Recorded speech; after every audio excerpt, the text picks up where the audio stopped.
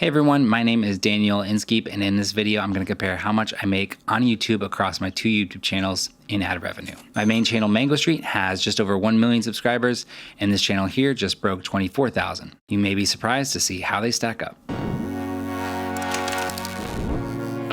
So I'll get into revenue numbers in just a minute, I swear, but let me just give you a little bit of context. My wife and I started the Mango Street YouTube channel in January of 2017. And back then there weren't any viewership requirements to enable monetization, so right away we started making, well, pennies. Also, the entire concept of the channel was to make short, concise photography and filmmaking tutorials that don't waste your time, and thus many of them are not eligible for mid-roll ads.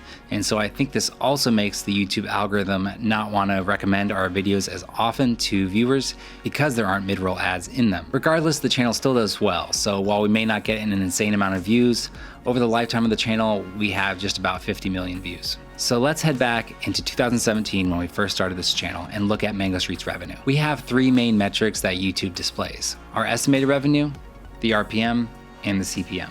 The estimated revenue is pretty self-explanatory. The RPM, or revenue per mile, tells creators how much they make per 1,000 views, regardless of whether those views are monetized or not. They take your estimated revenue and divide it by your total views for that period of time to get your RPM number. The CPM is the cost per 1,000 impressions, and it pretty much just tells you how much advertisers are willing to spend on that particular channel for 1,000 impressions. So the RPM takes into account YouTube's cut and just shows us our profit, and it also includes views that aren't monetized, so therefore that number is generally lower than the CPM. It's what we are actually earning for 1,000 views.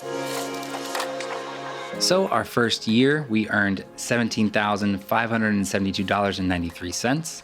The average CPM was $5.56, and the RPM was $1.17. So this means we only made $1.17 per 1,000 views. And you may be thinking $17,000 in your first year on YouTube is pretty good. And it is, but we also did have incredible growth that year. We started with 0 subscribers and hit 500,000 in 12 months. And by October of that year, it was both mine and my wife's full-time job. So thankfully there are revenue streams other than AdSense that help us pay the bills. The most we made on one day in 2017 was in June. We earned $249.11. So in 2018, the revenue was surprisingly similar to that of 2017. We earned $17,516.22.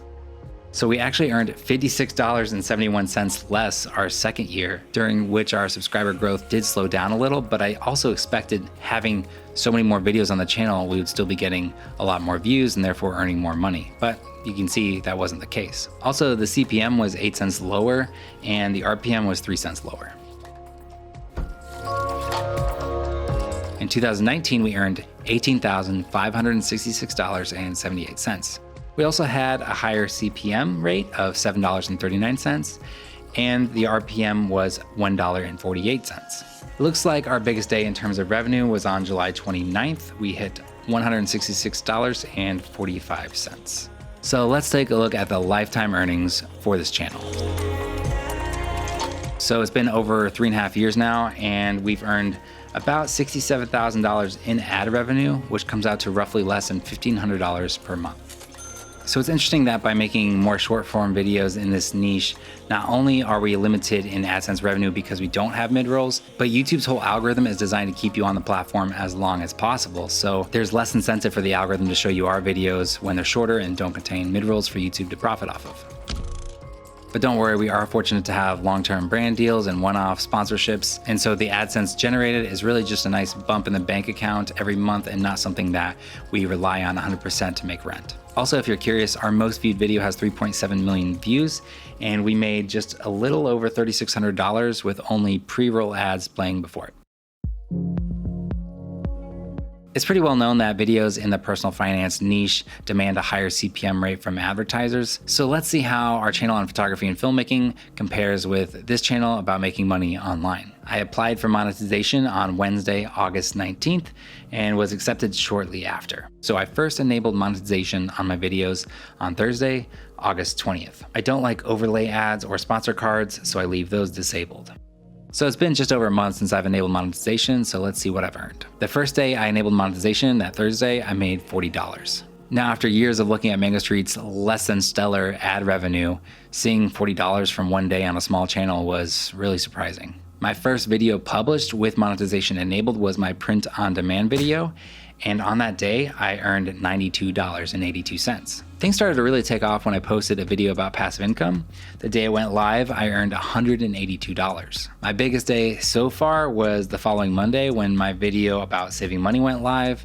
I earned $236.73. So those are some really impressive numbers. So let's compare the last 28 days between MangoStreet and this channel. MangoStreet had 542,800 views compared with my 268,675 views. MangoStreet's RPM was $3.69 and mine was $12.19. MangoStreet's CPM was $11.96 and mine was $26.77. The ad revenue for MangoStreet was $1,885.59 and mine was $3,054.76. Wow. So I was completely blown away that this smaller channel was making way more than my larger, more established channel. I received 49% fewer views, and yet I earned 62% more than the other channel. It's pretty clear that advertisers are willing to pay more for ads on videos on personal finance and things related to money. So even a smaller channel like mine can actually earn some pretty decent income.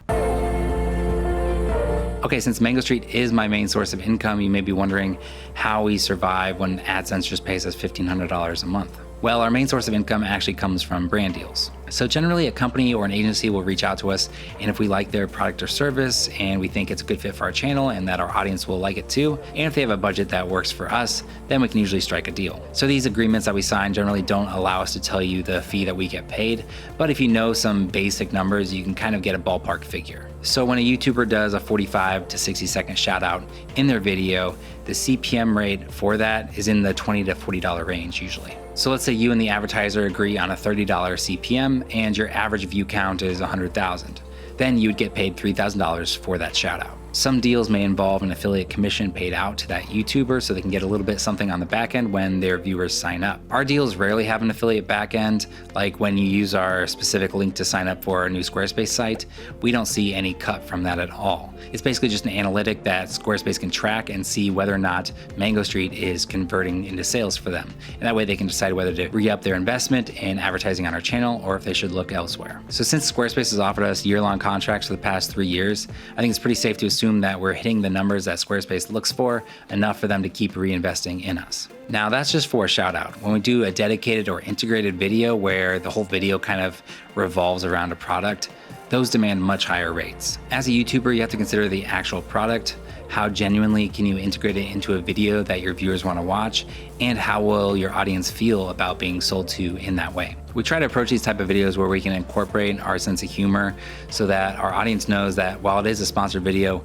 we are going to keep you entertained. Like for this video for Intel, we made fun of the typical travel bro YouTuber. I was like, a challenge? I'm always down for a challenge. We've got our Dell XPS 15 packed with a night. These videos end up being some of the most fun to make and also the largest scope to produce. So for instance, in this other video for Intel, we rented a camper van and then drove up the West Coast with our dogs and the laptop they wanted promoted. It took 7 days and a ton of hours on the road, but it gave us a really memorable trip from which we released a really fun video and got a paycheck after all was said and done. We usually only do 3 to 5 of these kind of videos in a year because they are pretty exhausting to pull off in our style. We also don't want to be selling to our audience all the time because we know how annoying that can be. So as I mentioned, these kind of videos demand a higher rate. Depending on the budget and the scope and the brand, fees can be 3 to 20 times that of a normal shout out. If the budget available is larger, we put in more time and money into the production so that it makes it as fun to watch as possible. Now, of course, there are other revenue streams related to YouTube, but that's kind of outside the scope of this video. I really wanted to focus on AdSense and give you a sneak peek inside of how brand deals work. Ad revenue certainly isn't what it used to be before Adpocalypse, and creators in niches that aren't personal finance and the highest paying niches on YouTube can have a hard time finding ways to sustain themselves outside of AdSense, which is why a lot of them rely on brand deals. So next time when you're annoyed watching another sponsored YouTube video, let's get right into it. And thanks to Squarespace, hopefully you have a little bit more understanding of why it's necessary for them to take these kind of deals in order to sustain themselves. and you can always just fast forward. So I hope you enjoyed seeing the actual revenue from both of these channels. My goal is to be as transparent and open as I possibly can be. So if you have any other questions, let me know in the comments below. That's it for this one. See you in the next one.